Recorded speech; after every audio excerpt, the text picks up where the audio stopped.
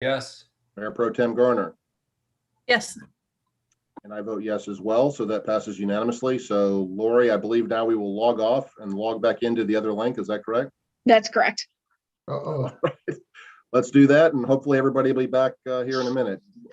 Lori had sent out another email that had both links, so go to that email and click on the other link. Thank you.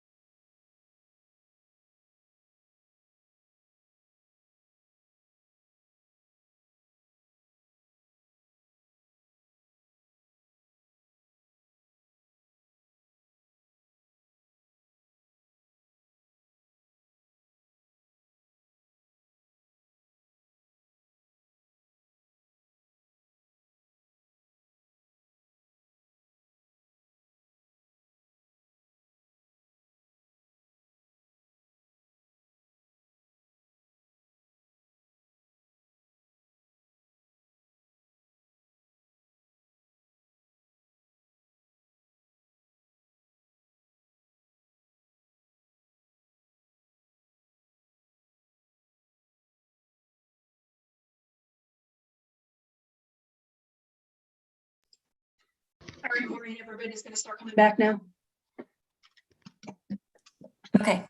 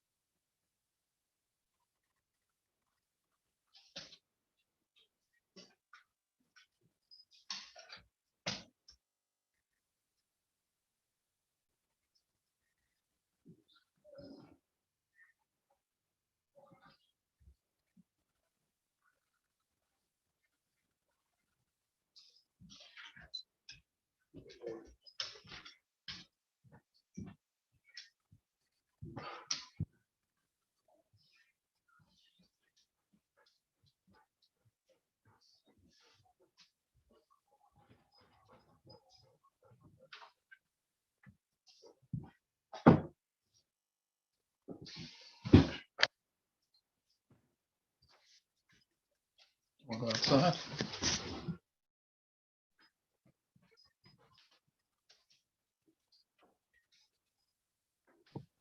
Jason, you're not muted. Talking my dog, talking my dog.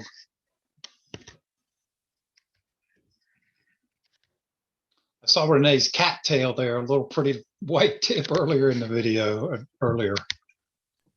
That was Dot. Kind of a cute tail.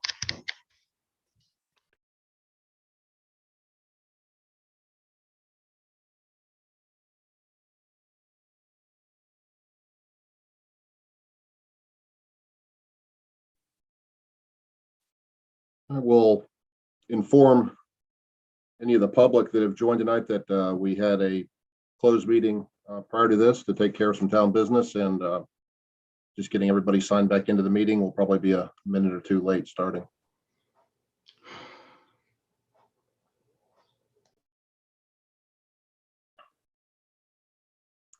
I believe we have everybody but Jeff. Is that correct, Lori? Oh, and Commissioner Bland as well.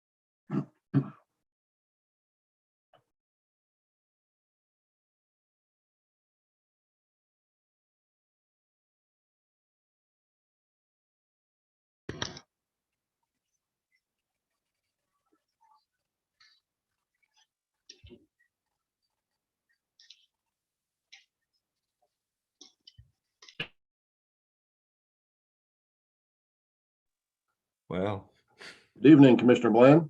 I'm back. Back. Invited back. I guess. Good. Yeah.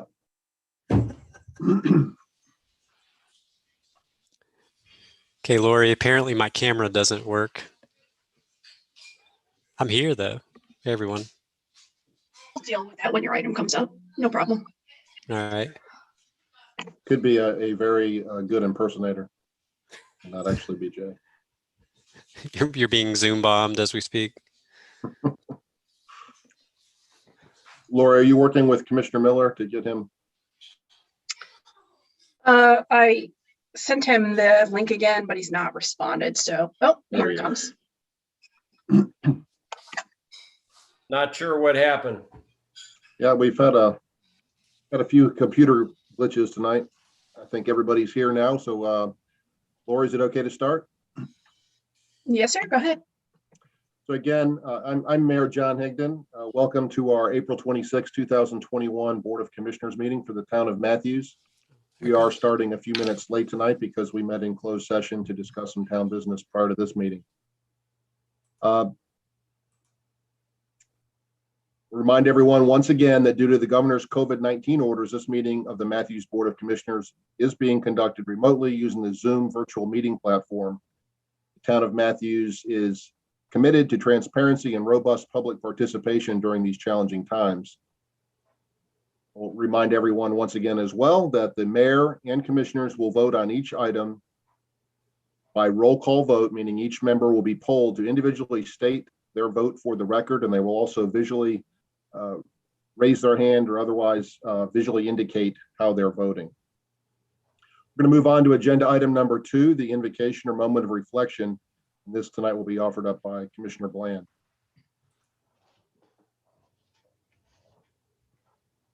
Thank you. Gracious God, maker of all things and source of all wisdom and goodness, we seek your guidance. Make your presence felt to those various persons in our town who have the responsibility of making decisions that affect the lives and futures of our family and our community. We pray that we communicate clearly, truthfully, and calmly with each other and with the public, and that our messages are crafted with the goal of safety and welfare for all. May truth and empathy be the touchstones of everyone tasked with setting policies for our town and our community. Help the mayor, the commissioners, and staff to see the people they serve as valued members of their own family and give them clear vision as well as strength and hope. Let us all be leaders to serve with true compassion and with equal concern for everyone in our community. In your name we pray. Amen. Amen. Thank you, Commissioner Bland. That was very nice. We'll move on to the Pledge of Allegiance. Please join me in the pledge. We'll wait till Jay shows us the flag.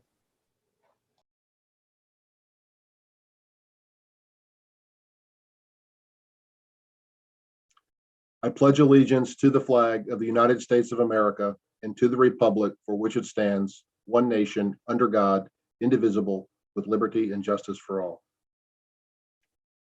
We'll now move on to agenda item number 4, receive information on Matthews Historical Foundation and Roseland Cemetery. And I believe we have Becky Willard and Paula Lester with us tonight.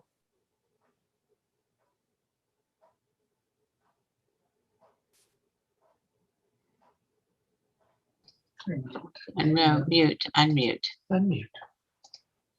Paula, we can hear you. We can hear Can you. you hear me? Paula. We can't see you. I'm going to go first. Yeah, all Okay. right. Okay. Can you hear me? Yes. Hello. Yes, Becky. Yes, I'm- Becky. I'm can hear Becky you. Willard, Okay, 2450 start. Berrywood Lane, Matthews, there. North Carolina, 28104. Paula, be quiet, honey. I'm president of the Historical Foundation, and I wanted to come and give you a little update on what we've been doing. Despite the past year of the unplanned events with the tornado, the COVID, and several monsoons, we, the MHF board, have been really busy. We have taken lemons and we have made lemonade. We're finishing up repairs on the Reed House. We've already completed adding a ramp for disability access, and we've got a really nice patio. We're currently working on repairing the brick wall that fell down, and soon the house will be getting a fresh coat of paint. The Reed House will be in tip-top shape as we are opening again finally for rentals. Our museum is once again welcoming guests for tours. Our director, Barbara Taylor, has been busy working on special projects. We are particularly pleased that she has been able to assist the Park and Rec with the Crestdale History Trail. We're really excited about this and so happy to be a part of it. She began work last February with Park and Rec to develop signage, research and identify families, and work on historical content. Turn page. Okay. I'm very proud of the MHF board. They are very engaged, and we are committed to preserving the history of Matthews as well as the upkeep of the historical properties. So we invite you to come by and see our improvements. We have really been busy. Thank you for your time. Now we'll turn it over to Paula Lester. She'll tell you all about the Roseland Cemetery project. Thank you, Becky. Paula? Every time I get on Zoom, it seems like they've changed something from the last time I was on there, and it's a big learning curve. Okay, and then the next time I get on, I'll be in the same shape, I'm sure. So let me give you a little history of Roseland Cemetery. Located on Main Street in Matthews by the railroad tracks was the Roseville AME Zion Methodist Church. Methodist records show a church meeting was held at this church in 1890. Although it may have been in existence before this date. Looking for a burial area for members of their congregation, the Renfros allowed Roseville to use a portion of Renfro property on what is now Monroe Road. At some time, the cemetery was open to members of the African American community in Matthews who were not affiliated with a church that had their own graveyard. This cemetery was used for burials until the late 1950s. We estimate 75 to 125 souls rest here. Roseville had an active congregation until 1928. That year, the United House of Prayer was established in Crestdale, and most of the members of Roseville switched to that church. The abandoned Roseville church eventually succumbed to time and the elements. However, the Roseville members continued to maintain the cemetery property still owned by the Renfros. Later, relatives of people buried there continued the maintenance of the cemetery property until the 1970s or 80s. Somehow along the way, the name changed from Roseville to Roseland Cemetery. The cemetery became a property that time had forgotten. I first learned of Roseland in 1998. Over the years, there were several discussions about renovating the cemetery. Since it was on private property, renovating made it impossible. In 2012, it was named a local historic landmark by the Charlotte-Mecklenburg Historic Landmarks Commission. It was the subject of a couple earlier rezonings before Taft Development purchased the property. Part of their rezoning requirements was the renovating, care, and continued upkeep of Roseland Cemetery. A couple of years ago, I had a call from Eagle Scout Hope Thompson. In 2015, he had renovated the Sardis Road Presbyterian Church African American Cemetery as his Eagle Scout project. Growing up in the area, he was extremely interested in Roseland. He has put in countless hours of work on the Roseland project.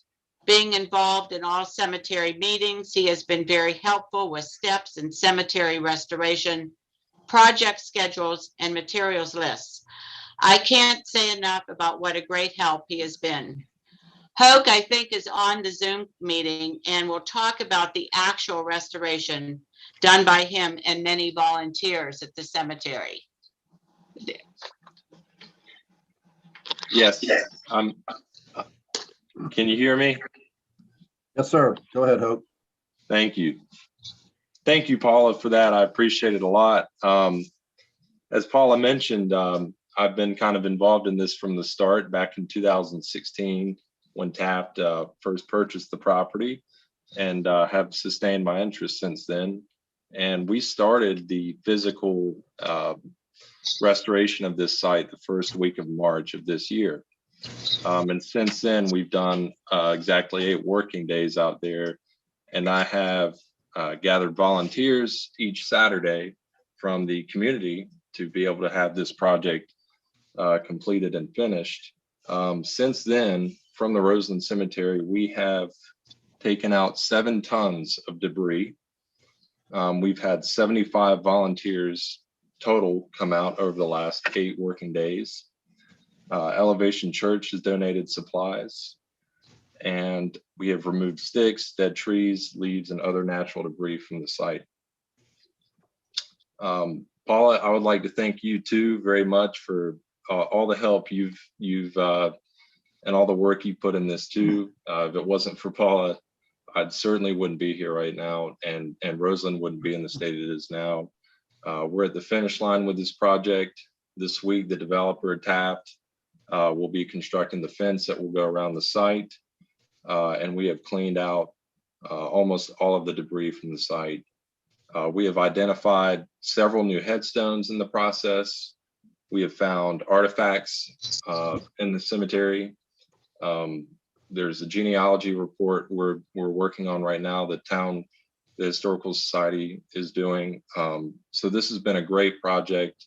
Like I said, we're right here at the finish line. I know many members of the town council have come out and volunteered their time as well. We're very appreciative for that too. So like I said, thank you very much, Paula, Taft Development as well, and the town of Matthews too for making this possible. It's been an honor. Paula, Thank are you finished with your presentation, Paula? Yes. I just want Yes, to say yes. thank you for giving us this opportunity to talk to you about this project. And Hoke, couldn't have found anybody any better to work with. Hoke is like one of the family now. So thank you. Likewise. Yeah, I been out a couple times to help with the cleanup, and I would say that Hoke really runs the show. You're a great natural leader. I mean, otherwise there'd just be people walking around, and you kind of direct traffic out there and do a great job. We really appreciate it. I shared with Hoke and a few other people a story that I'd like to tell again very quickly. Back in the mid-90s, I lived in the Sardis Forest neighborhood right in back of the area where the cemetery was. Lived not too far from former Mayor Bailey, but I actually lived in Charlotte, and my dog escaped my fence and ran away, and I think ran into those woods. And I was unaware that there was a cemetery there. And is my recollection, this was a Thursday or a Friday evening near dark. It was starting to lightning and rain, and I was running through these woods looking for my dog, and I tripped. It's just like out of a horror story. You know, I look up and I see a tombstone out in the middle of the woods, and I think I let out a very non-manly holler when I saw this. Pretty scary episode, but and I believe later I didn't know what the area was, and I believe Paula first had a discussion with her many years ago about the Roseland Cemetery. So I'm so glad to see it come back to be respected in the manner that it should be, because it's an important part of our history. And again, thank you to Becky and Paula and Hoke and everyone on the Matthews Historical Foundation. You guys are doing a great job. I would like to also give a shout out regarding the newsletter that Barbara Taylor put out, because that was really excellent. That's everybody got that, and it's very interesting reading. So that's a great job. Paula? Could I say one thing? One thing I want to make sure going forward, Hoke and I have talked about this, is that we can do this work, but the important part in the whole work process is the maintenance of that property. If we cannot hold their feet to the fire that they're supposed to take care of it, it will end up in the same shape it was when we have started to work on it. And so I really hope that it's part of all of our time. I hope that we can make them understand that that's important and that that's part of their obligation. Right. I believe they're committed to that. I was on the board, as were several other commissioners tonight when that zoning went through, and I believe that they're committed to maintaining it. But I'm sure Jay will keep their feet to the fire. We're just fleeting elected board members, but Jay, actually, you actually work here, so you can make sure that the zoning notes Well, now and in the future, it's like the next Right. 50 years, you know? Right. Yeah, it would be a shame to have it fall back in disrepair. Commissioner Whitley? Hey, Paula, Becky, and Hope, thank y'all. Quick question, Paula, Becky, are there gonna be a sign at the entrance, historical type sign going in the entrance? There will be, and we're gonna have a sign unveiling. Good. And Taft is, we're gonna put up a bronze highway marker type sign that's very attractive that the HLC liked. I showed it to them already. And it will also have the information that it is a local historic landmark. And what we consider when we get down to the time where we're actually going to do the sign, we have some folks coming to take a look, give us a better idea of how many people they actually think are buried there. And Hope may be able to speak to that more than I can, but you know, we thought at one time 75, we think maybe now closer to 125, maybe. Right, that's right, that's good. Yeah, and so we need to try to make our sign accurate. So we're gonna try to get this information before we bite off on the sign. Well, Thank you. Do you have a one comment? other question, if you can. What kind of fencing are we putting around there? It's a battlefield style fence, four boards high. I think it's five. I think it's only, isn't that right, Hope? 4 boards?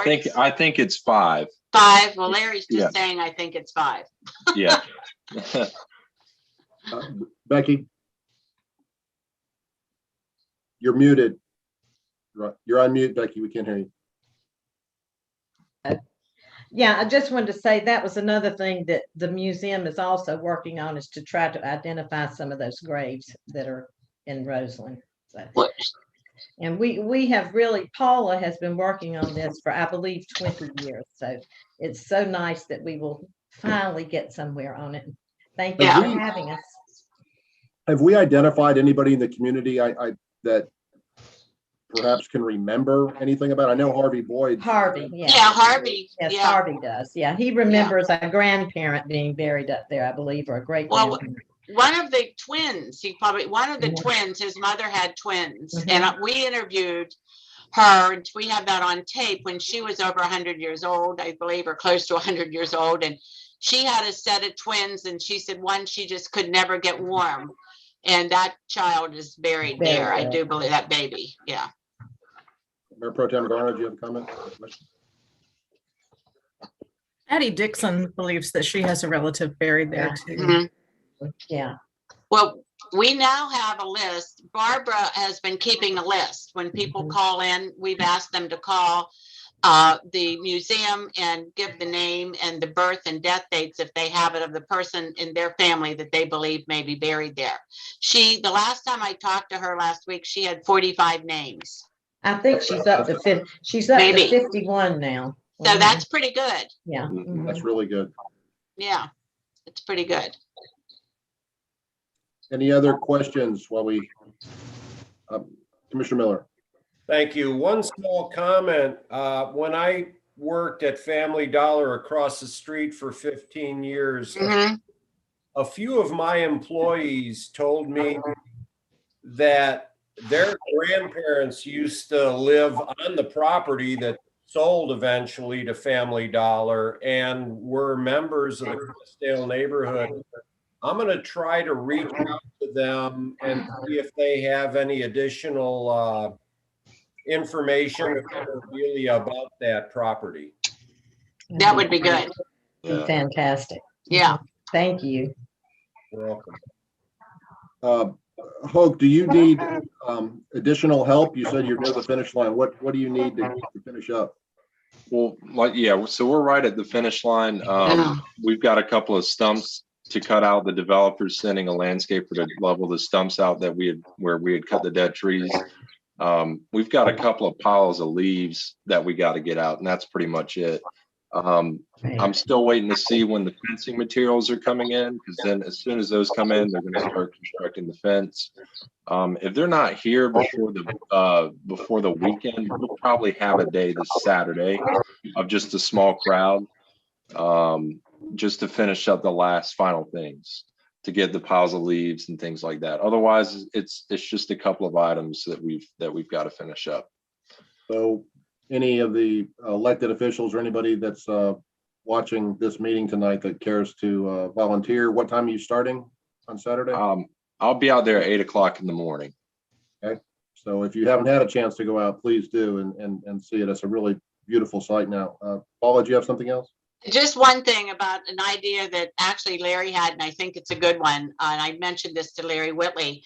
We're going to put a QR code on a tab on the sign so that you will be able to access. It'll actually be on the pole. You'll be able to access the survey and research report that the Historic Landmarks Commission did as a requirement to become a local historic landmark. So what the sign may say will have enough information for probably 95% of the people. There'll be 5% that are curious and would like to know more. And that will take you to that site. And they'll be able to read it or, whatever. So I think that is a help. Well, once again, thank you very much. Thank you. We appreciate everything that you do.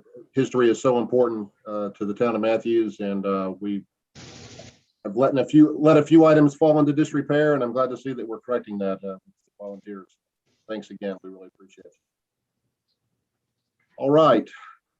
We will move on to agenda item number 5, receive an update on COVID from Chief Kinberg. Good evening, Mayor and Council. Today is the 409th day we've dealt with COVID. Currently, Mecklenburg County has 108,459 cases, and 939 deaths. Matthews has 99 residents in isolation in 80 different locations. Both the increase in the number of cases and deaths related to COVID have risen about 3.7% over the last 2 weeks, which is steady. We're at a point now where the numbers in the matrix wander above and below the average almost on a daily basis. Under the governor's color coding system, we are still in the significant category. The 7-day average new cases is running about 240. In 7 days, the positivity rate is about 7%, and 170 cases per 100,000 puts us somewhere between moderate to substantial risk when it relates to COVID and spread. Again, the 7-day positivity average is about 6.8%. And again, somewhere in the neighborhood of 130 to 170 cases per 100,000, depending on which day you pick out of the report. The hospitals are reporting about 167 people in the hospital with a COVID diagnosis, and that remains steady. The governor is expected to relax restrictions in early June. We hope to have an announcement on that sometime this week. The biggest problem we face is the number of people seeking vaccinations continues to decline. Availability is outstripping demand. We seem to be in a cycle where some folks are vaccine shopping, they're making multiple appointments and not canceling. And there are quite a number of no-shows. Again, supply exceeds demand. Younger people who were initially hesitant to get vaccinated now appear to be apathetic about getting the vaccination at all. We had plans to do a second town-sponsored clinic, but we have shelved those plans because of the hospital and the pharmacy activity that's going on. Some counties are actually asking the state not to send any more vaccine. About 22% of Mecklenburg County residents over the age of 18 are partially vaccinated, and 35 are fully vaccinated, which is pretty much in line with the state average. The health department is exploring strategies for how to increase the number of the percentage of vaccinated. Education efforts are underway across the county, including targeting what was under vaccinated population segments. Currently, the African American and the Hispanic populations are fairly close to the rest of the population in terms of vaccination. A lot of talk about the Johnson & Johnson vaccine. The emergency use authorization was never formally declined or rescinded, but it was paused. Now it's back on, and it is a provider administration of the Johnson & Johnson vaccine is at the provider's discretion. Mecklenburg County Public Health has all 3 vaccines, and they are offering the Johnson & Johnson as well as other options at most clinics. So that concludes my report. I'll entertain any questions you might have. Do you have any questions for Chief Kinneberg? Excuse me. Okay. Seeing none, I'd like to share that I heard a report on the news. I don't recall the source, but it stated that a lot of people would prefer to get the Johnson & Johnson vaccine because it's a one dose, one shot and you're done. But they report some good news. I think they've had 15 cases now of blood clots out of 7 or 8 million shots given. So that's, you have 1 in 500,000 chance of developing any complications. And they said that there's actually a protocol or a cure if you are to get sick and there's some signs like severe headache, etc., that you get if you have this blood clot issue, they can treat it. So it's even if you were to get that, if you were unlucky and got 1 in 500,000 to get it, there's a treatment for it. So it's not deadly.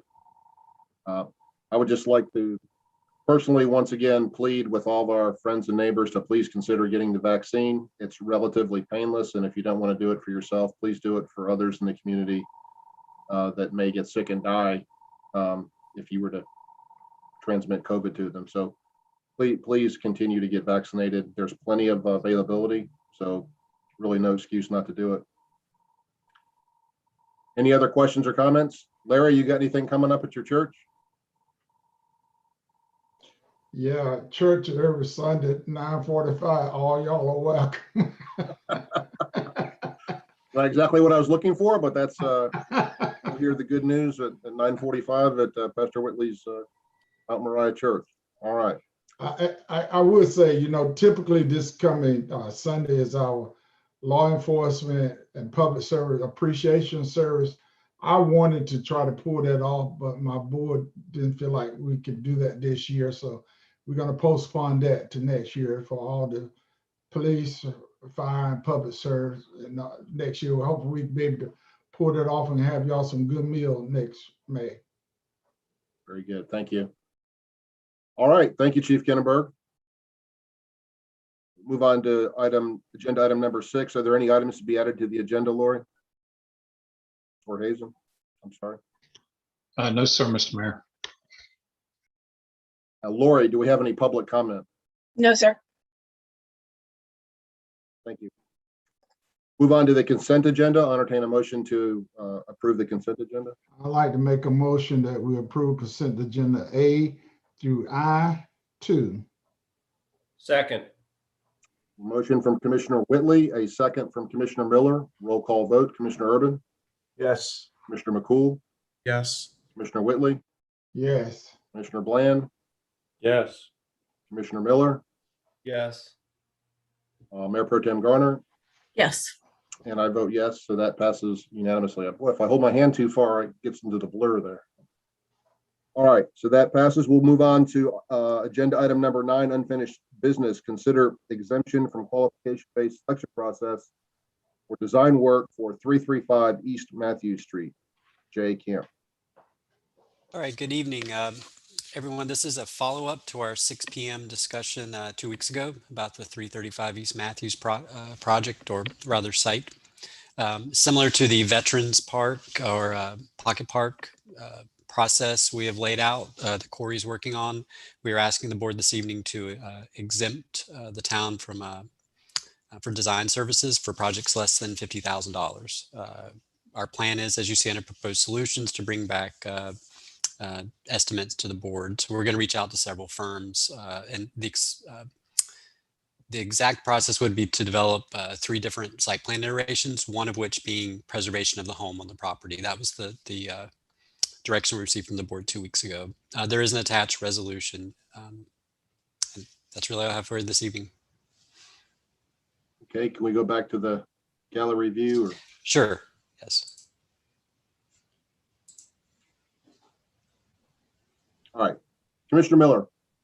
Thank you. I'll make a motion that we approve the attached resolution to exempt the procurement of design services for the property at 335 East Matthew Street from North Carolina General Statute 143-64.31. Second. We have a motion from Commissioner Miller, a second from Commissioner Urban. Is there any discussion before I call for the vote? Mayor Pro Tem Garner. Do have a question or maybe a comment that often when architects bring proposals, or is this is for a developer or for an architect? I don't know. For a design firm, it's essentially, it could be someone with an architecture background, but I think we're more interested in the horizontal design of the site. I mean, there could be some ideas or sketches or renderings that or 3D perspectives that give you sort of a general feel for what a development might look like. But yeah, go ahead. I guess my comment or my thought about this is that oftentimes if somebody brings a design to to a customer, then they then offer the credit for that design to be applied later on to the project. So if we're doing this, then I would prefer to see, I would prefer to see several different companies bring something forward so that we can get a better feel for what to expect in the future, if that makes sense. Mr. Buckley. This exemption only applies for these design firms. What you're doing is you're saying we don't want to put it out for an RFQ. We want to be exempted from the RFQ. An RFQ, just you put it out there and you pick or select either the architect or the design engineer or whomever that you then do it on quality, and then you negotiate the fee. With this, you're going to exempt from the RFQ and go straight into the request for proposals. And Jay's indicated that they're going to go ahead and submit it for design to several of the design firms. Isn't that what I heard you say, Jay? That's correct. So all you're doing is avoiding the RFQ. You're not avoiding the submission to. Now you can do it on a request for proposal, and based on the quality of the proposal and also the cost can be considered. So what are we going to see several different products is what I'm asking, I guess. So you would have several different bids, as you did, I think, just 2 weeks ago when Corey shared some of the firms that bid on the Veterans Pocket Park. Okay, so we will see those. Yes. Well, I think maybe the clarification, like with Corey's, we had 3 firms, we evaluated them, and we only sent to y'all the recommended firm. What I hear Commissioner or Mayor Pro Tem Garner saying, you'd like to see copies of all the proposals? Yes, for this I would, Okay. to get a feel for the different sort of nuances of each design or firm. So Jay, we can talk about it later, but my suggestion, we go through and evaluate as staff, we'll make a recommendation, we'll just have them, we'll have the whole packet in the board's agenda packet. I would appreciate that. Thank you. No problem. To further clarify, because this has come up obviously more than once, many times since I've been an elected member. for everyone's edification, maybe Charlie, can you tell us what the difference in the two methods, or Jay, pros and cons of each, or why is this more suitable for this application than sending everything out for an RFQ? Well, an RFQ is based only on what are the qualifications of those that you've submitted requests for RFQs. Then once you've got a qualified candidate selected, then at that point you negotiate the price. The statute says that you can gain an automatic exemption if the project is going to be less than $50,000 for design cost. So you exempt yourself from that, but then you put it out for RFP, where you put it out for those same candidates. And on this one, you get the proposal, but you also get what their fees will be. So then the board can make a decision on not only the quality of the workmanship, but also on the cost of that project up front. Everyone clear on that? It's a statutory thing. It really isn't designed to create any mystique or anything. It's just a statutory. Commissioner Urban could probably explain that better than I. Well, Charlie's spot on. I've always felt that request for qualifications actually escalates the fees that an architect or an engineer obtains from the town or community. By releasing this, it gets into more of a competitive bidding situation, and you're going to get a fairer price. But I guess going back to Renee's point, Renee, are you looking for 3 different design firms to give 3 different design choices, or you just want to see the 3 different bids and the qualifications of these firms going after this design proposal? I mean, I would just like to see, I guess, the 3 different design firms and get a feel for who they are and what they do, versus sort of really just getting one kind of that the town feels comfortable with. Right. Okay. It almost sounded like you were asking if we offer this up to a design competition where you just basically invite several firms to go ahead and you each give them $10,000 a piece and say, give us 3 or 4 different options, and you put them into your portfolio and you hold on to them for a rainy day. Because ultimately, Jay, if I'm not mistaken, the objective here is to give us some guidance that if we want to put an RFP out for the property, we have some guidelines in which to work with the developer on. Yes, that's correct. And that doesn't mean that that developer would use the same firm. Correct. They would likely retain their own firm, and it would give us a starting point, but it may not. It may be the developer doesn't propose that exact layout, but it may set out what some of the objectives are of the town. Maybe there's a green space component or some other aspect of the RFP. So usually this type of RFP then lends itself to a civil engineering firm that has a strong LA or landscape architectural background. And it's all, like Jay was correct, it's all sort of horizontal endeavor from that aspect of it. Okay, thank you. Hey, can I ask Commissioner Miller and Commissioner Urban to restate your motion to include that the board will see all of the proposals? Sure. Let me go back to my original one. I'll make a motion to approve the attached resolution to exempt the procurement of design services for the property at 335 East Matthews Street from North NC General Statute 143-64, and that when the proposals come forward from the design firms, that we are allowed to see all of them. Very good. Is that good? Second that.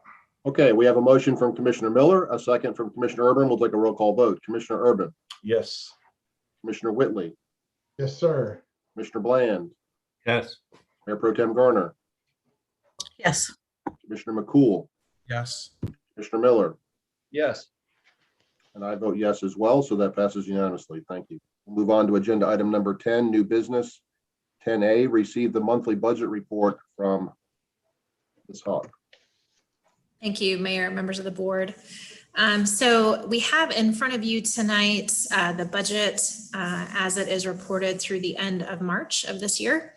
So starting to wind down towards the end of the fiscal year. And so just a few brief comments. Our ad valorem tax collection continues to be just slightly down compared to budget. So we do expect that we will end the year slightly below expectations. The county in their expectations as well are also showing that those numbers will also be slightly down. But we do feel like those deficits will be able to be covered by other revenues, as well as savings that we expect from some of our departments. The local option sales tax is quite strong. We are currently at 67% of budget, and that compares to about 60% of budget at this time last year. And so that is one of the main lines that will help offset any of the reductions in our ad valorem taxes. So we are doing quite well. We did budget that to be lower than it has been previously due to the pandemic, but that line is continuing to perform better than expected, which is great news. Our unrestricted intergovernmental revenues, they're down just slightly. This is a trend that we have seen the last 3 years. So it only equates to about $50,000 less revenue than what we had last year, but it does continue a slight downward trend in those lines that we will have to continue to account for in other revenue areas as we move forward. Recreation revenues, this is the trend that we've seen all year. We have only collected about 22% of the amount that we had budgeted for this year. So that is a significant decrease in revenue, but of course, we continue to have very significant corresponding reductions in our expenditures that more than make up for any reductions to those revenue lines. Investment earnings, we've gone over that in prior months. Interest rates are not what they used to be. So that line is basically non-existent, but no major concerns there. It was not a big mover for us compared to budget. Our departments continue to do a good job. We are up just slightly compared to last year's totals, but we don't have any concerns as we move in towards the end of the fiscal year. Tourism collection rates. This is also an area that we had reduced projections for this year due to the pandemic. So we are doing better than we expected, but it is still an overall net reduction when you look at the actual dollars collected compared to last year. But like our recreation revenues, reduction in expenditures is significant. So overall, we are doing quite well in our tourism fund. On the whole, we have net revenues exceeding expenditures by about $2.5 million. And for comparison, we were at about 2.79 million this time last year. So quite comparable overall. So on the whole, no real concerns. It has been a pleasure serving as the interim finance director for the last few months. Pleased to be expecting to introduce our new finance director to you at your next meeting, and then they will get to take over these reports this time next month. So I'm happy to answer any questions, but that is the report. Becky, I believe I've asked this question probably 5 or 6 times since I've been an elected official, but it's a little troubling, and I want to review again on the interest rates that we receive. Are we held to statute to only buying, AAA bonds that pay 0.00001% or whatever it is? You can put the money in a coffee can and behind town hall and earn more interest. Or could we do something at least slightly more aggressive? I mean, the stock market went up 35% last year, and we're earning, 0.01% of interest. Is just frustrating. Sure. So definitely understand. So when the stock market does really good, we grumble. The flip of that is if the stock market is not doing well, and our interests are protected because we are statutorily required to hold our funds with the local, with LGC, the Local Governments Commission, and they manage everything in a trust. And so that is what we are obligated to do as far as managing our funds. So we are held to essentially the interest rates that you are going to get for savings accounts, bonds, the tiny interest rates that we're all seeing. in our personal savings accounts, they're comparable to that as opposed to the open market. So, the positive is the state as a whole fared much better during the major downturns in the economy over a decade ago compared to some other states that are not managed as tightly. So we are one of the most tightly managed states in the country is my understanding of it. But on the whole, it does make us, solid when things aren't going as well. Yeah, I understand that. I would certainly not advocate, going to Vegas with our money or doing something very aggressive, but there are some extremely conservative funds that are, that are really, really conservative that are paying 2 or 3% interest. And it'd be nice if we can at least do that. It's just frustrating to see us make a pittance. But Mr. Miller, do you have a comment?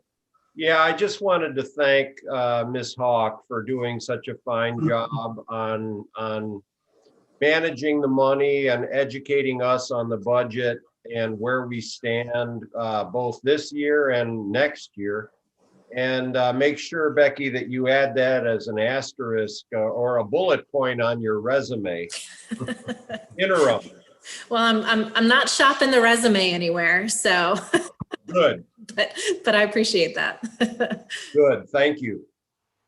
Good comment, Commissioner Miller. I think that reflects the sentiments of the entire board. So great job, Becky. We appreciate you. Yeah. Are there any other comments for Becky before we move on? All right, we'll go to 10B. Consider the FHWA request for experiment for advisory shoulder on Matthews Chapel Roads. Susan Abina-Willard. Good evening, Mayor and Commissioners. It's always a pleasure to be presenting to you on a transportation topic.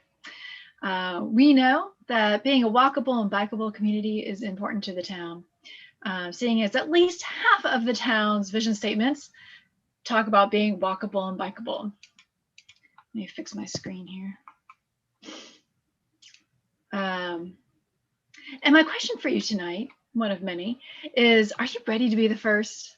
Yes, no, well, I sure am. Okay, maybe not the first, but how about being a leader in alternative devices to encourage walking and bicycling in the town of Matthews? But let's first talk about a key project that is almost done, and that is the Crestdale Heritage Trail.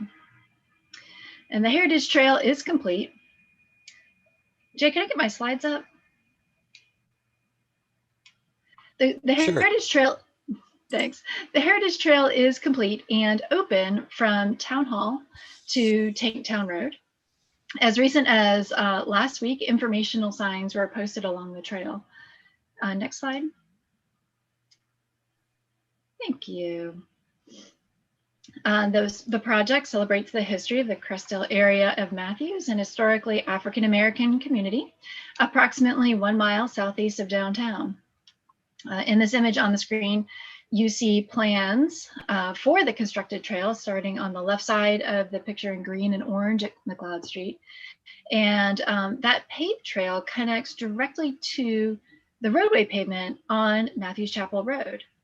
Trail users are expected to utilize the roadway of Matthews Chapel Road to get to the newly widened sidewalk on Crestdale Road, which is shown in red on the image. If you haven't been on the open sections of the trail, I highly encourage it. The Parks Department worked hard to provide this amenity to the town. But then, of course, I had to stick my nose in and see what's going on. Here are some recent photos of Matthews Chapel Road.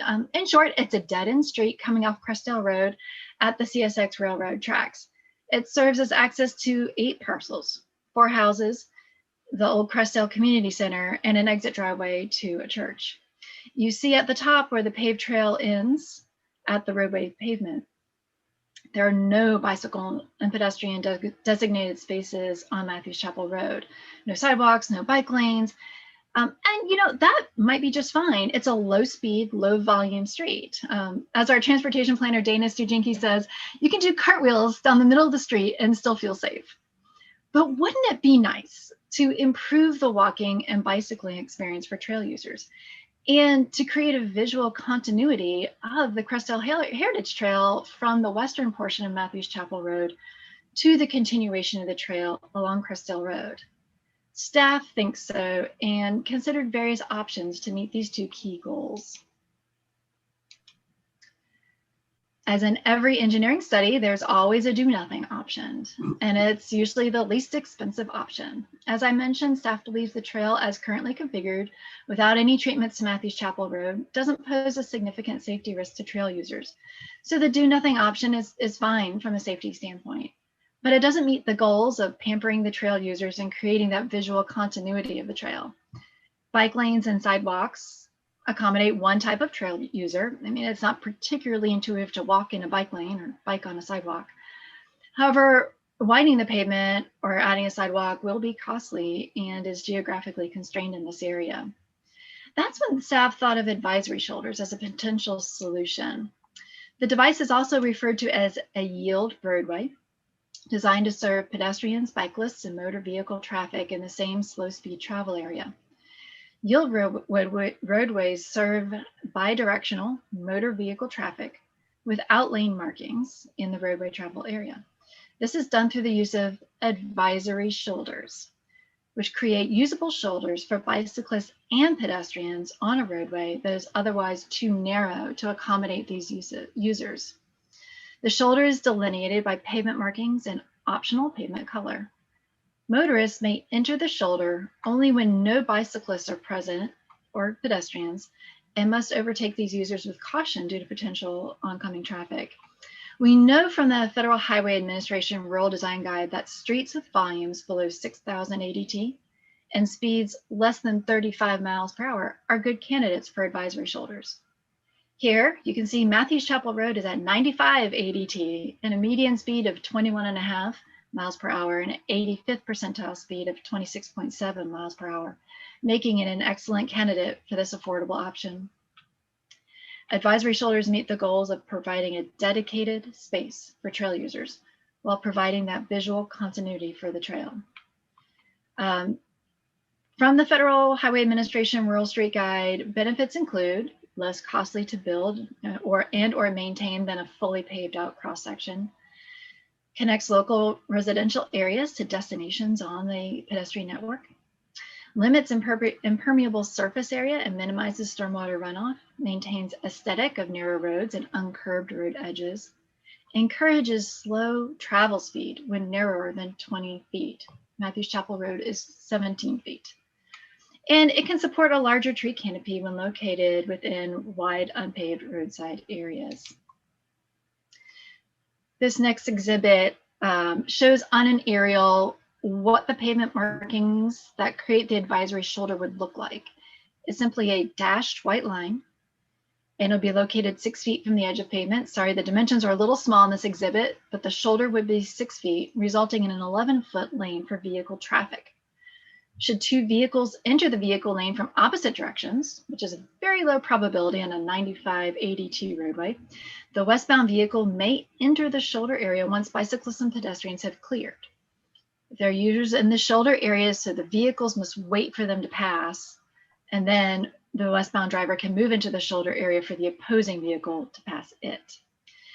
I suspect that our preliminary observations will indicate drivers are already utilizing the middle of the pavement anyway to traverse Matthews Chapel Road rather than sticking to the right side. On this exhibit, you'll also notice a proposed crosswalk at the end of the constructed asphalt path there on the left side of the exhibit to direct the trail users into the advisory shoulder, and also has the accompanying trail user warning signage. There might be additional signage requested by the Federal Highway Administration. Now, you may have heard me say, and optional pavement color on the previous slide. And you may also know that there's a current call for artists for street mural. And you may have deduced that this street is that street mural location. Yes, that is something that's on the staff's radar, but we are not yet ready to bring that forward tonight. That is definitely a more involved discussion and is not part of this current request for experiment with the Federal Highway Administration. Here are some images I've pulled for you from the Federal Highway Administration and our friends at Alta Planning and Design. The renderings on the left depict the intended use with that, you see that white skip line. Matthews Chapel Road just meets that minimum suggested criteria of a 6-foot shoulder and that 8 to 10 foot center vehicle travel lane. So we would have a 6-foot shoulder and an 11-foot vehicle travel lane. The pictures on the right show how it looks, in the field on pavement. These are actual pictures from Hanover, New Hampshire. You see the 2 individuals walking in a marked shoulder.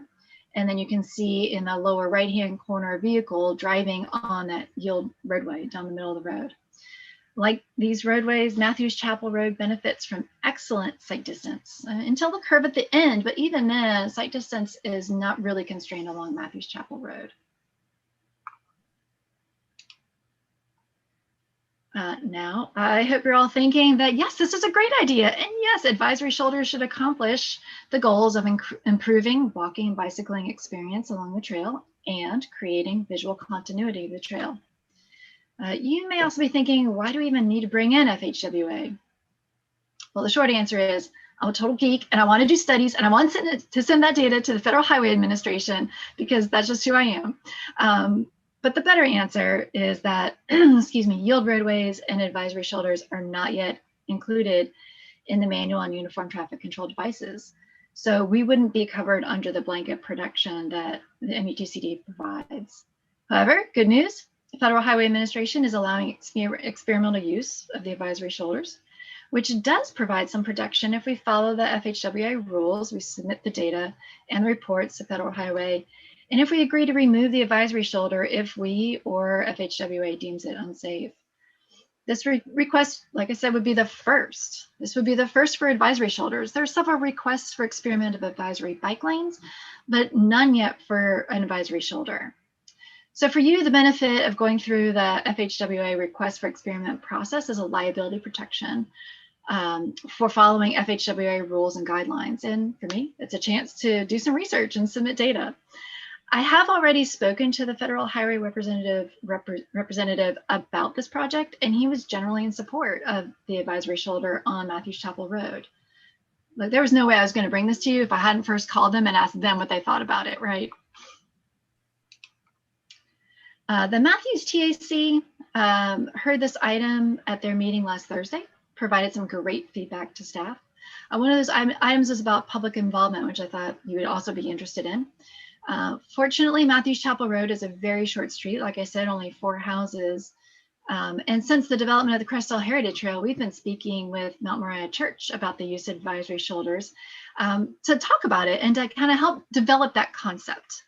The church owns all of the properties along this frontage of roadway. Additionally, staff has been in contact with other property owners on Matthews Chapel Road to introduce the advisory shoulders concept and to answer any questions. To date, only initial contact has been made, but we are looking forward to meeting with each property owner.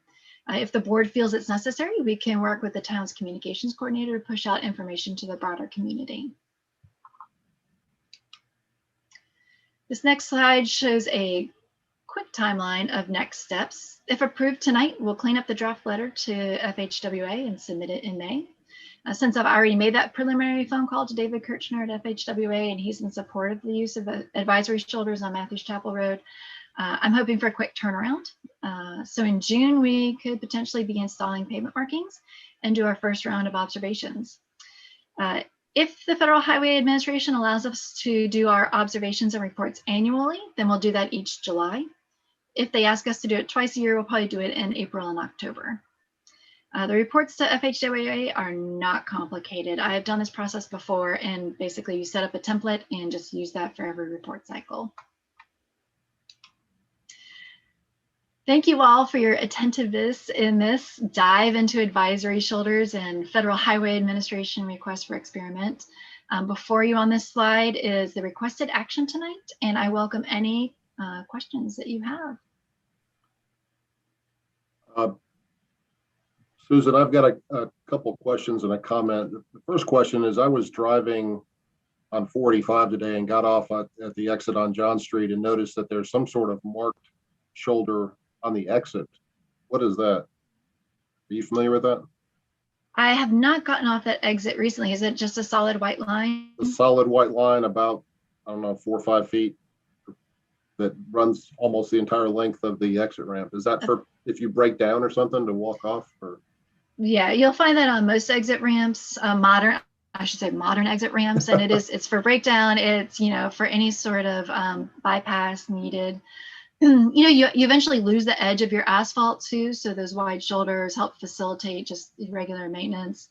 Okay. As well. The other question I have is, how do you inform people how they're supposed to drive when one of these are installed? I mean, how do they know that they're supposed to yield to pedestrians, et cetera? Is that just intuitive, or?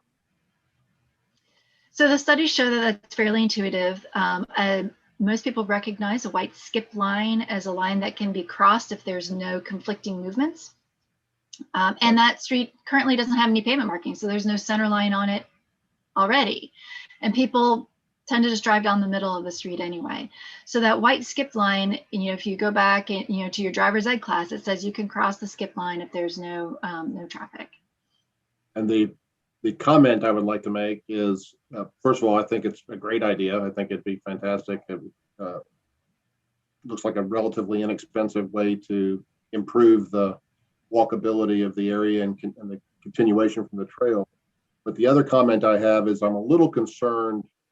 I like the white skip and maybe painting it a solid color, but I'm concerned if you put a mural on there, I think that might get too busy, or I don't know. I'm imagining like the dogwood at the community center path. If you put something like that there, I think it would look really odd. It would be different. My personal opinion. Yeah, so we have some really strict guidelines for the artists. I'm working with Melissa Johnson on that. So we'll have strict guidelines for the artists.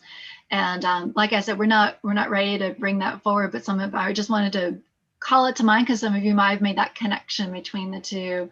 And so, things like we would use more muted tones than on that crosswalk. Okay. We would use a repeating pattern so that it's not something new every 10 feet. Yeah. There's some guidelines out there for a length of street mural. I think a while back I shared with this board, I was in Puerto Rico and they have items like this that they paint green. So, if it's green, that's for pedestrians and bicycles. Commissioner Miller, do you have a comment? Question? Yeah. I support this project, and where I grew up, there was a greenway that was about 32 miles long, and from time to time it would intervene or overlap with small roads, and they would stripe them and you would share, and I think this is a creative use. So I totally support this with some of the suggestions we've seen tonight. I've walked this, it's beautiful. There are only 4 single-family homes down that road with an older community center that is no longer utilized. And I'm ready for a motion anytime. I believe Commissioner Whitley had a comment first. Yeah, thank you, Mayor. Susan and I have talked extensively, and I can tell you, as she said, the whole length of that is joined to our property. I've spoke to our church members and our board, and we're all in favor of making this happen. Mayor, in answering your question about how the cars will, I'm telling you, the bikers and walkers are there now and the cars maneuver, but I think it'd be really nice to indicate which side to walk in. I'm very happy and excited about it.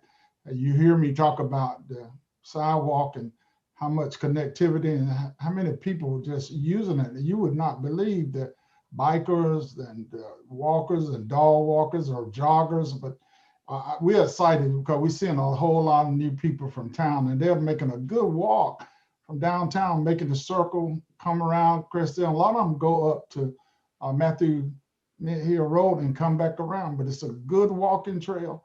I know this is not on the agenda tonight with even if we approve this, but I've even asked Susan to consider, we have a vast number of different culture in Matthew. I want to think it's 20, maybe 30 different cultures or heard people of different background. And I even mentioned to Susan, if we're gonna do a mural, maybe pick a culture along that way to represent the whole town. I'm just throwing it out as one of my suggestions. I think it'd be good because a lot of different people are walking through that, and if they can see that culture, heritage come through that, I think it's be a nice place to just make that all come there. But we are, and the church is fully behind. And thank you, Susan, on the Crestdale Heritage, and for Corey. If you had not had an opportunity, they're starting to put the signs up, and a lot of people are walking, stopping, reading the sign. And I'm just excited for the connectivity from town to the Crestdale community. And kudos, Hazen. I appreciate you, buddy. Long time, little bit by little bit, but it's all coming to reality. And to the board, thank y'all so much. Are any other comments or questions before Commissioner Miller makes his motion? Reverend, do you want to make the motion? You can, I'll second you. All right, I'll make a motion to approve that staff submittal for a request for experiment to the Federal Highway Administration for advisory shoulder on Matthews Chapel Road, and upon approval by them, install associated pavement markings and signage. I'll second it. Okay, we have a motion from Commissioner Miller, a second from Commissioner Whitley. We'll take a roll call vote. Commissioner Urban? Yes. Commissioner Whitley? Yes. Mayor Pro Tem Garner? Yes. Commissioner Miller? Yes. Commissioner McCool? Yes. Commissioner Bland? Yes. And I vote yes. That passes unanimously. Thank you, everyone. Okay. Move on to item 10C, consider town takeover and maintenance. I understand now this is just for East McDowell Street and not Overcash. Susan, you're up again. Yes, hi, everyone. Again, not as exciting a topic really this time. But that's okay. That's okay. It's still transportation related. Yeah, so I was hoping to have two resolutions ready for you tonight, but in fact, the Overcash one is not ready. But I thought it would be good to even just talk about it tonight, just as a heads up. So, the NCDOT maintains some streets and we maintain others, and we have a map called the Powell Bill map, and that's how we get funds from the state for maintenance of our streets. And there is one street on the Powell Bill map, East McDowell Street, that incidentally also shows up on the state route map still. And so I went to the NCDOT district office, and they have no record of us requesting to take over McDowell Street. And we also don't have a record of a resolution to take over East McDowell Street. This happened, it was maybe 15 years ago. And so that first item for McDowell Street is really just a map cleanup. We need a resolution so that the state will take it off their SR map. They haven't done any maintenance on it since we added it to our Powell Bill map. So that I don't anticipate there being any issues with it. And I've talked to the district engineer several times, and she's all for, yes, please take McDowell Street. So it's really no change for us, because it's been on our Powell Bill map, and we've been jointly with CMS performing maintenance. Overcash Drive, I do want to bring it up tonight, although the resolution is not ready, is if you recall, there was a recent approved rezoning there at the dead end of Northeast Parkway. And yeah, the map's in there if you could scroll down just a little bit further, off of 51. So the dot over on the right-hand side, there's this little tiny dead-end street. It serves one house that you can see from that on-ramp onto 51, going from 74 to 51. And we are envisioning this area, we the staff, and this aerial is a good way to show all the apartments and multifamily that are going in that area. We just perceive this as walkable, bikeable, and with that development going in with some retail in the front, we'd love to see on-street parking on Overcash. We'd love to see street trees on Overcash, and all those nice corridor amenities are so much easier when it's a town-maintained street. Northeast Parkway, if you've taken a peek down there by Matthews Min Hill Road, there are no trees in the median, and there's no trees in the planting strip. DOT would not approve them. They approved them in the rezoning process. They said, oh, sure, that sounds fine. But then we went to CD plans.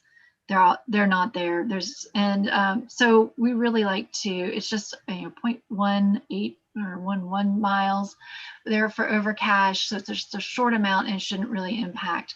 However, it's not likely it can get on this year's resurfacing program for the state. And if you know anything about taking over from the state, we all like to have it looking good. We don't want to take over crumbling pavement.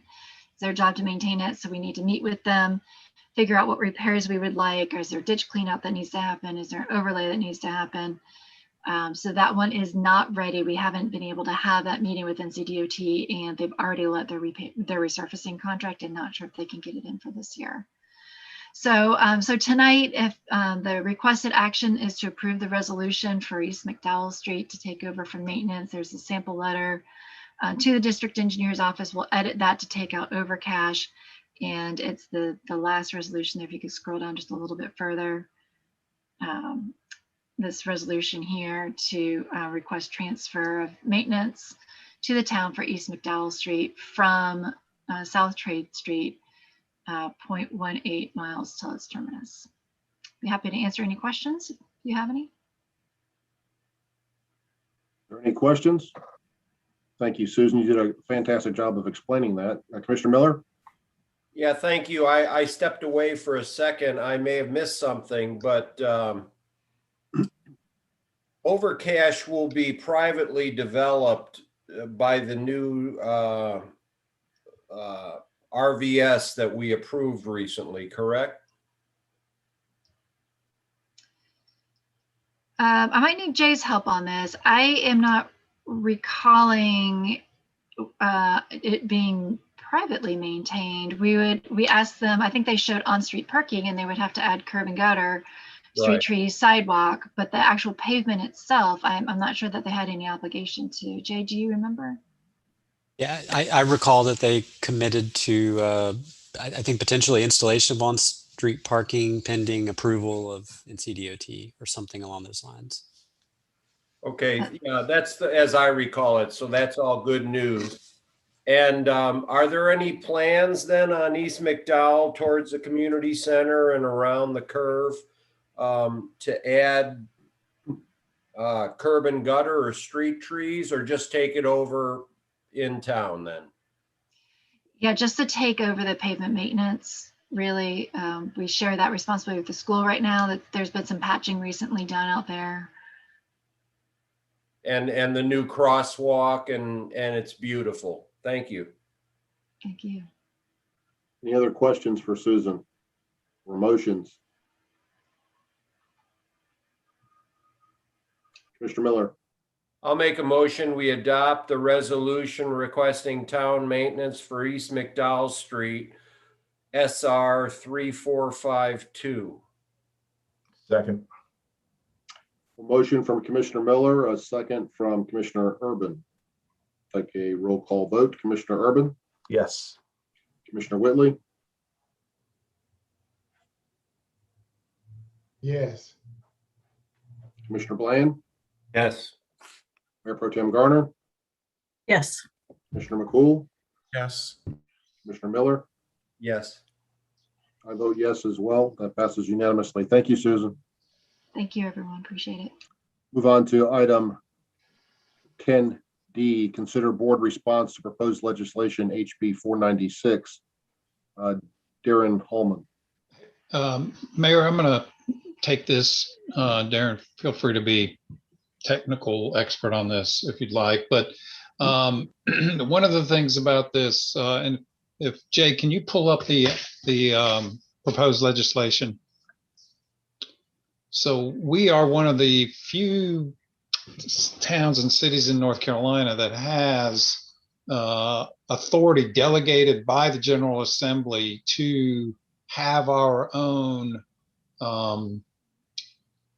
tree ordinance and regulate trees on private property. And so if anybody's read this, this is generally scary legislation for the whole state or municipalities and counties in the state of North Carolina. And I do think the board should oppose this on principle because in my view, it's a general overreach by the General Assembly into kind of local control is really the best way to govern things. However, we did want you all to know that the town of Matthews has the authority to regulate trees on private property because of action, express authorization by the General Assembly, which occurred in 2006 with the help of Speaker Jim Black, by the way. I remember very distinctly, and it was in what they call the Technical Corrections Bill.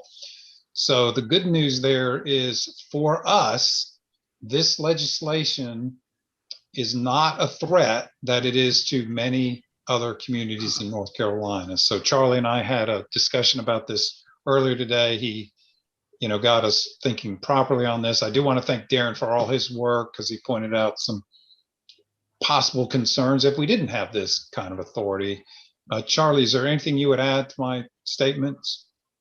I think that you correctly illuminated this, but it really will not have an impact on the town of Matthews, even if it passes. But I agree with you that the board may want to take action opposing this just because of the state taking away local control once more, or an attempt to take away local control once more.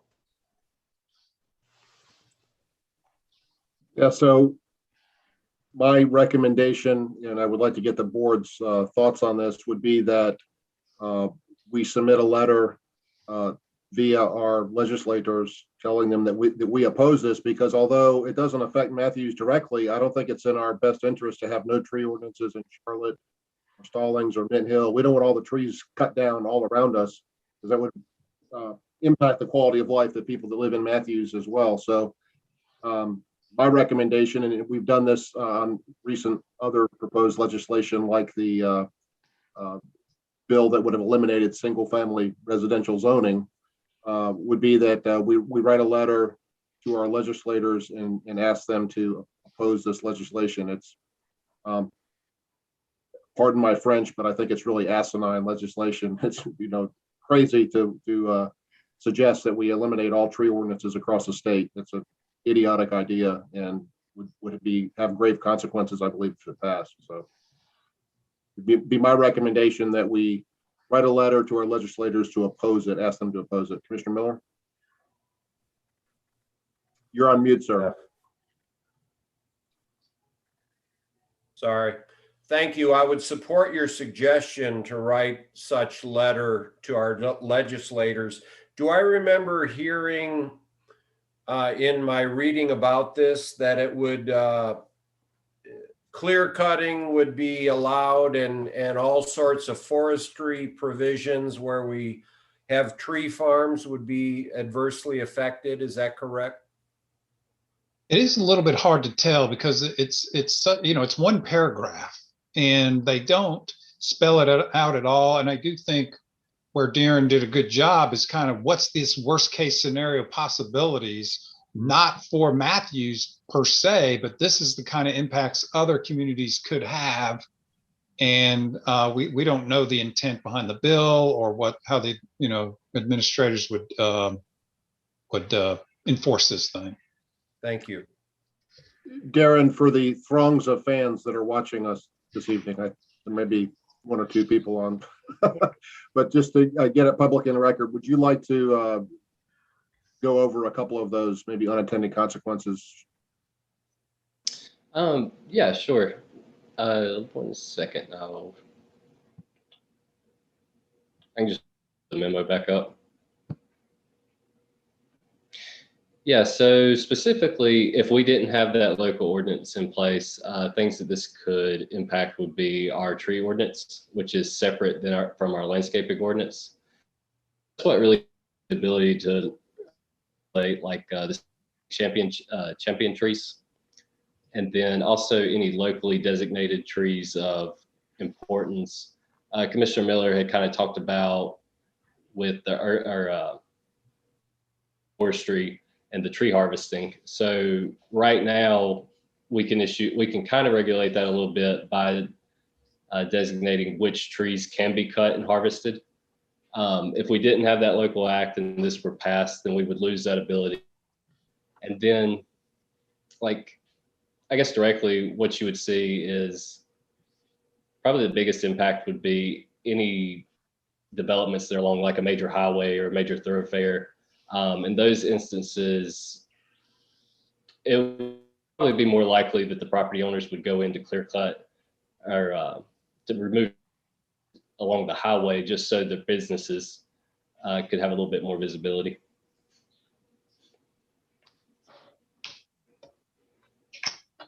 Great. That's some excellent information. We appreciate all the research you did on that. I think it goes to the other crux of the matter, as Hazen mentioned, is yet another attempt to usurp our local authority, and we've got to, I think, be very vocal every time that happens, even if it doesn't directly affect Matthews. But this is another overreach, I believe, by some in the legislature to take away local control. So I think we need to fight back. So I don't know that we need to take a vote, but is anybody opposed to a letter going forth to our legislatures to say that we oppose this? All right. So we will do that. I'd like to go on to item 10E, consider return to in-person board meetings. Several of you have talked about it, a desire to meet in person again. As I've said all along, we've been meeting like this for a long time. I think our meetings are a little bit less effective when we're not all together. I think we have better exchanges of ideas, even seeing each other before and after the meetings and talking about issues is helpful. My recommendation now, I talked with Lori and we said, okay, let's go back to in-person meetings in May. Lori suggested that we not do it for the first meeting in May because that's our zoning meeting and there'd be all the zoning stuff going on. A lot of people coming into the to town hall. We also heard from Chief Kinnenberg that we expect that the governor is going to relax the standards a little bit in June. And right now, if we were to go to in-person meetings at town hall, under the governor's current order, we would be required to wear masks. Which I shared with Lori. I said, it's very uncomfortable to wear a mask for 4 or 5 hours, but then I think about doctors and nurses that wear them for 12-hour shifts, so I probably should complain, but it is uncomfortable to have a public meeting where we're all speaking quite a bit and to wear a mask. So my suggestion would be that we consider having in-person meetings again for our first meeting in June, and hopefully we'll see what the governor's order does to relax the standards, and hopefully we can meet, or maybe we can meet without that, we could socially distance but not have to wear masks. But I'd like to get any other thoughts or opinions on the matter. Mayor Pro Tem Garner. I would not be comfortable without masks. Just, watching what's going on in India and seeing the mutations of the virus, plus having children at home. And while I'm more comfortable because I'm vaccinated, there's still enough uncertainty that mask wearing feels like the most responsible choice. I'm not uncomfortable being in person, but I would like to see masks worn. Thank you. Are there any other thoughts or opinions? Commissioner Miller? I'll wait on the governor's orders. I've heard rumor or info that he will lessen the restrictions in June, and I understand your point. We have discussed May. The second meeting in May would be fine, but I would support June in person with or without masks or social distancing. It is less effective. Having been on the board for a long time, we are missing out on a lot of information. I've been vaccinated twice and feel comfortable. Yeah, I think there's a general level of safety we could expect among each other. Like in Huntersville, they've had in-person meetings for quite some time, and they meet in a gymnasium and they sit about 15 feet apart. They don't wear masks. They haven't for a while. But the concern that Lori brought forward is, yeah, we can all say that we're vaccinated and safe, but that doesn't mean that everyone attending the meeting may not be vaccinated. So if we have a lot of, the public coming in, what would the rules be for the public? I think, I do think that we need to, at minimum, do whatever the governor's order says. I wouldn't want to hold meetings in violation of the governor's order. But Right. why don't we just play it by ear and see what the governor's order says, and we'll consider still having Zoom meetings or virtual meetings and through May, and in June, see what the governor's order says and go from there. And if you have any other thoughts or opinions on it, of wearing masks or not wearing masks, let us know, let staff know. Mr. Whitley? Yeah, Mayor, there is a report that if two people or two persons have been fully vaccinated, they can communicate without masks. However, this past weekend when we met, I felt really good, and everybody social distance and wearing the mask and take it off when you talk and eat. I felt really safe, and of course I'm fully vaccinated, and I would like and hope that majority of the staff in town has been vaccinated that's going to be at the meeting. And I'm June or July, whichever one that we can get closer to herd immunity. And I think Matthews has done a wonderful job in getting a lot of our citizens vaccinated and really taking care of each other. It was a little rough middle part of last year, but it's gotten better. And so I feel better coming back. And when you talk about bringing the public, certainly you don't leave them social distance, and we can require them to come and wear a mask and take it off when they make a statement or something. But June or July, I'm on board, whichever one the board decide to do. And if any town staff that's on the call tonight would like to comment, you're certainly welcome to. You're part of our team, and so we don't want to force our will on you. I don't know if staff is comfortable or uncomfortable meeting in person, if you care to comment. Thank you. Okay. So yeah, I think we will, sounds like it's a consensus of the group that we'll continue to meet via Zoom through May. I was considering maybe the second meeting, and maybe why don't we wait until the governor's order comes out in June, and then we'll have this discussion again, I suppose. Go on to item 10F, consider a resolution regarding the 2021 municipal elections. Some of our sister towns in Mecklenburg County have issued, their boards have issued resolutions saying that they intend to have elections in November on the regular schedule. And it's still has not been clearly defined, to my knowledge, by the state board of elections what they're going to do. But it sounds like most people that are in the know say that the elections only really need to be delayed for those towns that vote via district. So that does not affect us. It would be my wish that we go ahead and have elections. We were elected for a 2-year term. I'd like to go ahead and have the elections in November. And remember, if we don't, and if they were delayed, say until May, and those of you that chose to run or got reelected, then your term would only be from May until, it would be a shortened term, because we'd have to get back on schedule again. So I don't know if anybody would care to make a motion that we hold our elections, and I don't know what the exact date is. Anybody have that up? Yeah. First Tuesday in November is what? Commissioner Miller? Second.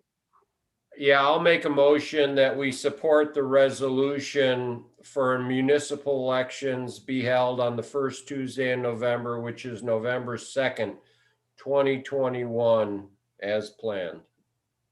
Second. We have a second. Second from Commissioner Miller. Take a roll call vote. Commissioner Urban? Yes.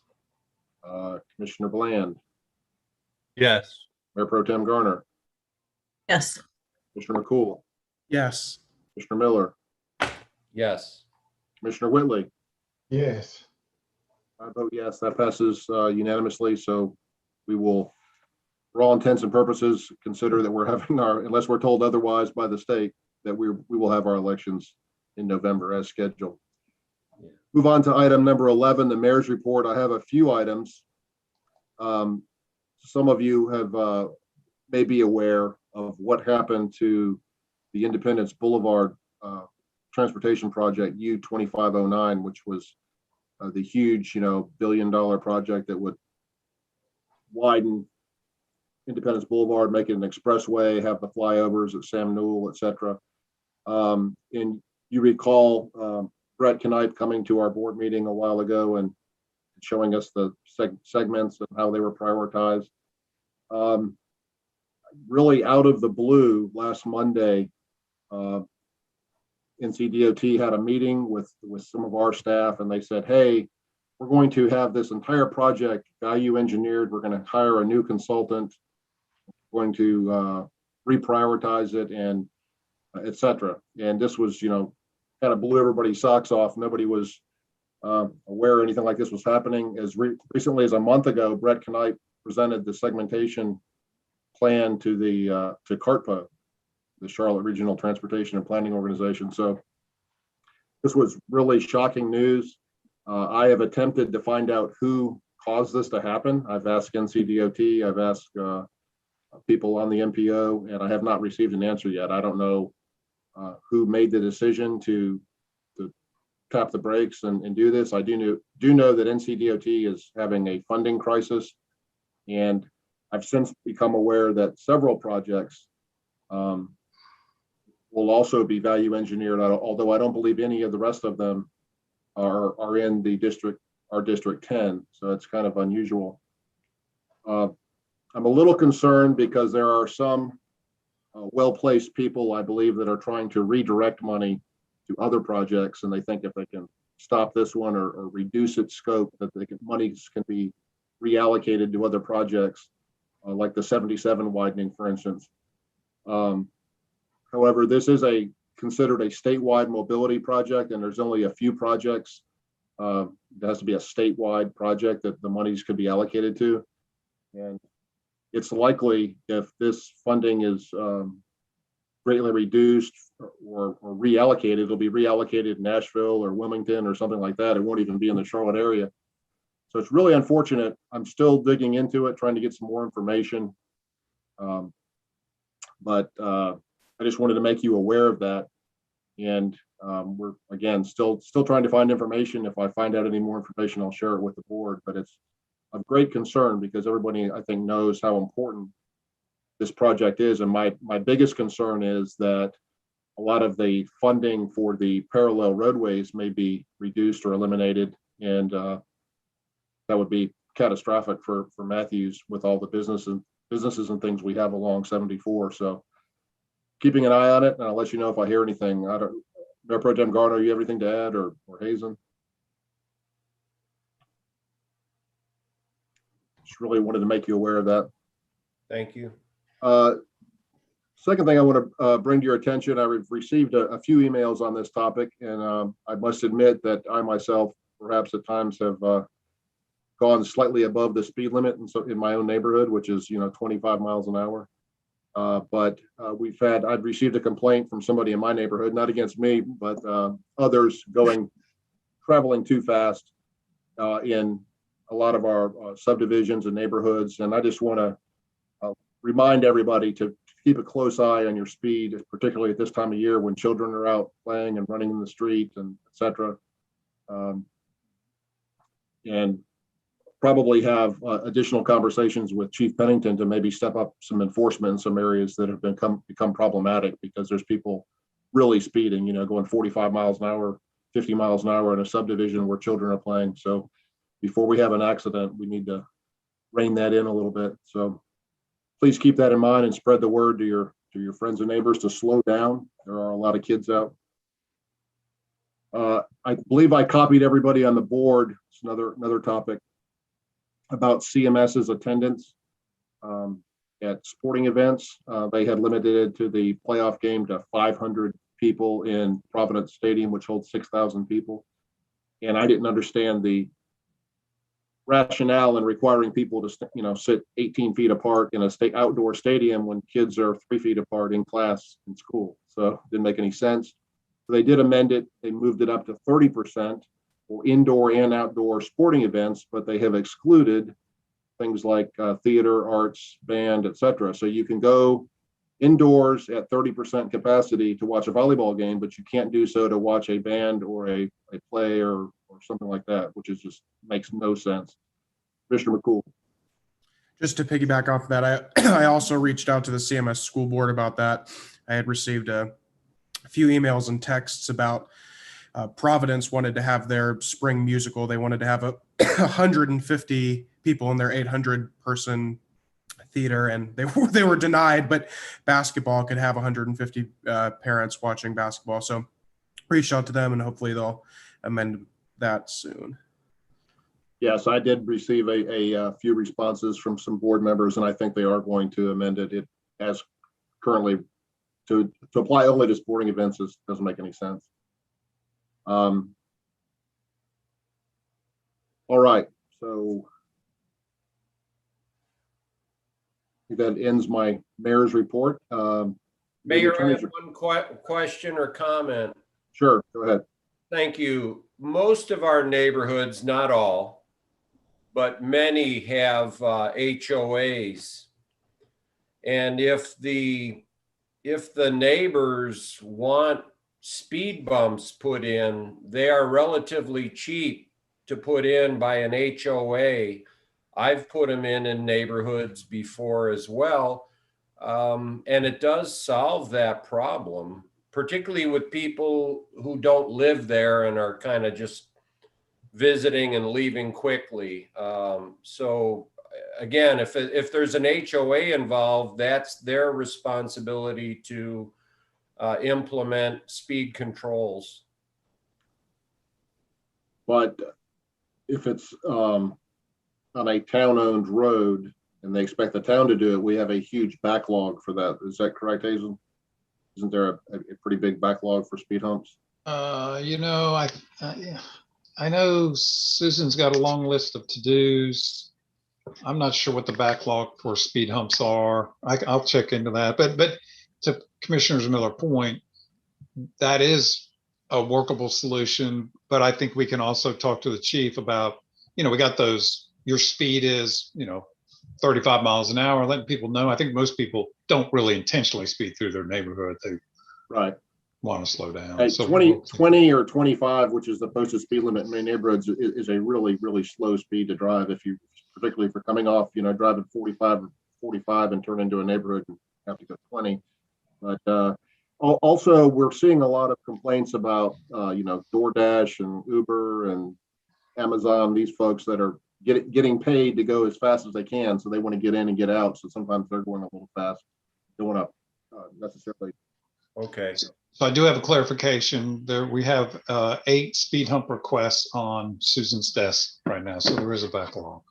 Yeah, because I know the last one I recall was, I think, on Ames Street. They had wanted one and they were told that there was several to be built beforehand. But a good point. Thank you, Commissioner Miller. Attorney's report. No report, Mayor. Town manager, you have a report? No report, Mayor. I will entertain a motion to adjourn. So moved. Everybody care to second that? Have a motion from Commissioner McCool, a second from Commissioner Bland. Take a roll call vote. Commissioner Urban? Absolutely. Commissioner Bland? Yes. Mayor Pro Tem Garner? Yes. Commissioner McCool? Yes. Commissioner Miller? Yes. Commissioner Whitley? Certainly. I vote yes as well. This is one of our quickest meetings I can recall in a while. So good job. Everybody be safe, and we'll talk to